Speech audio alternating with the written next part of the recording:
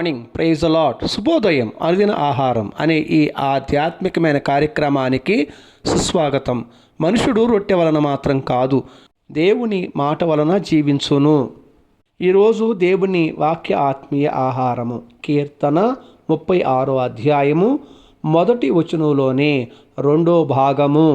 వాని దృష్టి ఎదుట దేవుని భయము బొత్తిగా లేదు. నిన్నటి దినం యొక్క వర్తమాన కొనసాగింపులో ఉన్నాము. దేవుని భయము లేనటువంటి మనుషులు ఈ లోకంలో ఎంతోమంది కనబడుతున్నారు. వీరికి ఎందుకు దేవుని భయం లేదు అని ప్రశ్నించుకుంటే, వారు చేసేటటువంటి దోషాలు వారి దృష్టికి అవి దేవునికి యోగ్యమైనవే అని వారు సమర్థించుకొని జీవించటం వలన వారికి దేవుని భయము లేని వారై జీవిస్తూ ఉంటారు. వీరు భక్తిహీనులు. ఈ భక్తిహీనుల హృదయములో అతిక్రమము వారికి దేవోక్తిగా ఉండినందువలన దేవుడంటే వారికి భయం లేకుండా సంచరిస్తూ ఉంటారు. దేవుని భయం లేనటువంటి మనుషులు విచ్చలవిడిగా జీవిస్తూ ఉంటారు. శరీర కార్యాలతో చెడిపోయిన జీవితం జీవిస్తూ మనుషుల మధ్య సమాధానం లేక, సఖ్యత లేక, ఒకరి మీద ఒకరు కోపగించుకుంటూ, పగపట్టుకుంటూ, ద్వేషించుకుంటూ, ప్రతి ఒక్కరిని దూషిస్తూ జీవిస్తూ ఉంటారు. ఇందువలన వ్యక్తిగతంగా వారికి ఎంతో నష్టం. వారు ఏ కుటుంబంలోనైతే ఉంటున్నారో ఆ కుటుంబానికి నష్టం. వాళ్ళు ఉంటున్నటువంటి ప్రాంతానికి వీరు బహు భయంకరమైనటువంటి చీడ పురుగులాగా ఉంటారు. వీరు దేశానికి మేలు చేయరు, దేశానికి కీడే చేస్తారు. దీని వలన దేశంలో సంచరించే మనుషులు భయపడుతూ ఉంటారు. ఎందుకంటే వీరికి దేవుడు అని అంటే భయము లేదు. దేవుని భయము లేనటువంటి మనుషులు విచ్చలవిడిగా జీవిస్తారని గ్రంథములో రాయబడి ఉన్నది. దేవుని భయము లేని మనుషులు అన్యాయాలు చేస్తూ ఉంటారు, అక్రమాలు చేస్తూ ఉంటారు, అక్రమమైనటువంటి ఆర్జనకు అలవాటు పడిపోతూ ఉంటారు. మనుషులను మోసం చేసి సంపాదించాలని, వారే బాగోవాలని, వారే ఉన్నత స్థానములో ఉండాలని మనుషులను అవమానిస్తూ ఉంటారు. మనుషులను ద్వేషించి పగబట్టి చంపుతూ ఉంటారు. ఇదంతా దేవుని భయము వారికి లేనందువలనే జరుగుతున్నటువంటి. దేవుని భయము లేని వీరికి ఆపత్కాలాలు ఏర్పడుతూ ఉంటాయి. అపాయకరమైనటువంటి ప్రమాదములకు గురి అవుతూ ఉంటారు. వీరిలో సమాధానం ఉండదు, సమాధానంగానూ ఉండరు, నెమ్మదిగా జీవించలే.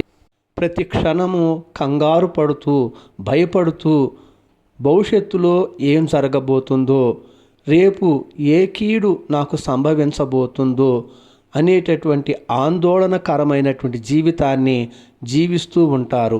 వీరికి వచ్చేటటువంటి ఆపత్కాలములలో దేవుడికి వీరు ప్రార్థించినప్పుడు దేవుడు వీరి ప్రార్థనలను ఆలకించరు. ఎందుకు అని అంటే వీరు భక్తిహీనులు. వీరు చేసినటువంటి పాపమును అసహించుకొనకుండా దేవునికి వ్యతిరేకంగా దేవుని యందు భయభక్తులు లేనటువంటి జీవితాన్ని జీవించినందువలన వారి పాపపు క్రియలను బట్టి దేవుడు వారిని శిక్షకు అప్పగిస్తాడు. దేవుని భయము ఉన్న మనుషులు పాపం చేయరు, పాపంలో జీవించరు, పాపానికి భయపడతారు. అతిక్రమములను చేయటానికి వారు భయపడుతూ అట్టి అతిక్రమ క్రియలను విసర్జించి దేవుని యందు భయభక్తులు కలిగి జీవిస్తారు. దేవుని యందు భయము భక్తి కలిగి జీవించేటటువంటి వారికి దేవుని కాపుదల అనుగ్రహించబడుతుందని లేఖనములో రాయబడి ఉన్నది. వారిని దేవుడు తన దూత ద్వారా కాపాడుతూ, ఆయన వారితో మాట్లాడుతూ, భవిష్యత్తు గురించి వారికి తెలియచేస్తూ, ప్రస్తుతం వారు ఏం చేయాలన్నది వాళ్ళకు ఉపదేశిస్తూ, ఈ విధంగా దేవుడు వారితో ఉండి, వారిలో ఉండి నడిపిస్తూ ఉంటారు. పరిశుద్ధ గ్రంథములో యోసేపు అని పేరు గల యాకోబు కుమారుడు ఉన్నాడు.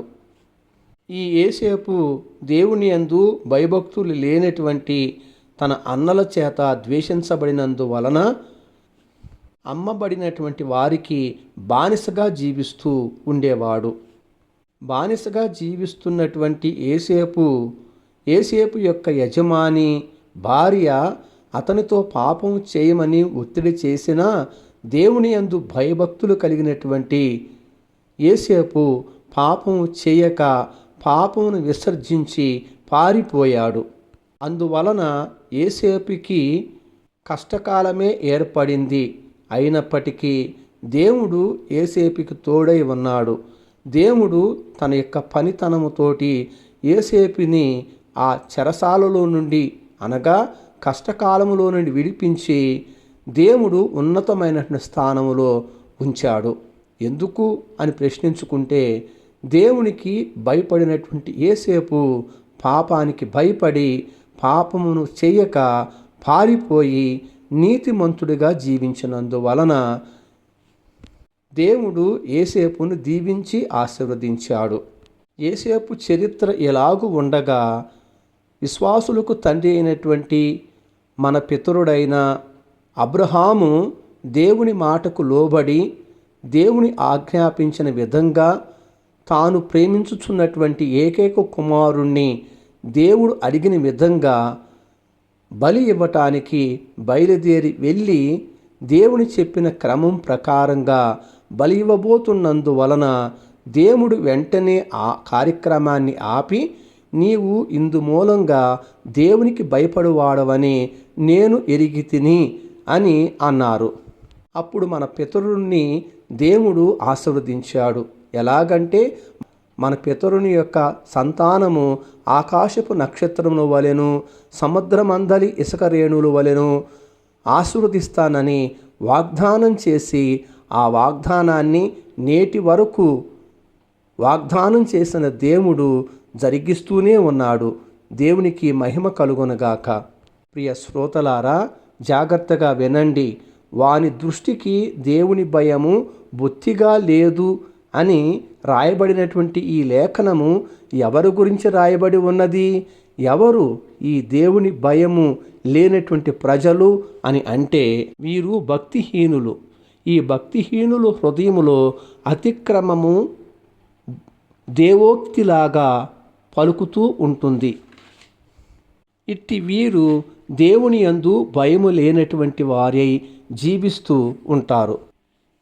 అయితే దేవుని భయం కలిగినటువంటి వారు ఎలా జీవించి ఆశీర్వదించబడ్డారో కూడా మనం విన్నాం. కాబట్టి ఇందు మూలంగా దేవుని యందు ప్రియ నేస్తమా గ్రహించాల్సినది ఏమంటే దేవుని భయము బొత్తిగా లేనటువంటి జీవితాన్ని నీవు కలిగి ఉండి పాపము నీ ఎదుట తాండవిస్తూ ఉండగా అది దేవోక్తి అని చెప్పుకొనుచు అది సరైనదే అని నీవు సమర్థించుకుంటూ ఉన్నట్టయితే నీ పరిస్థితి భవిష్యత్తులో ఎలా ఉంటుందో ఒక్కసారి తలంచు. నీవు ఆపత్కాలంలో మొరపెట్టిన దేవుడు నీకు సహాయం చేయడు. నీవు ఇప్పుడు జీవిస్తున్నటువంటి జీవితం కూడా అది చీకటి జీవితమే. ఈ చీకటి జీవితంలో ప్రతి క్షణము భయపడుతూ జీవిస్తున్నావు. ఏం జరగబోతుందో అన్నటువంటి కంగారు నీ హృదయంలో ఉంది. సమాధానం లేనటువంటి వ్యక్తిగత జీవితాన్ని జీవిస్తూ కుటుంబంలో ఒక సమస్యగా నీవు ఉండటము అది నీకు క్షేమం కాదు.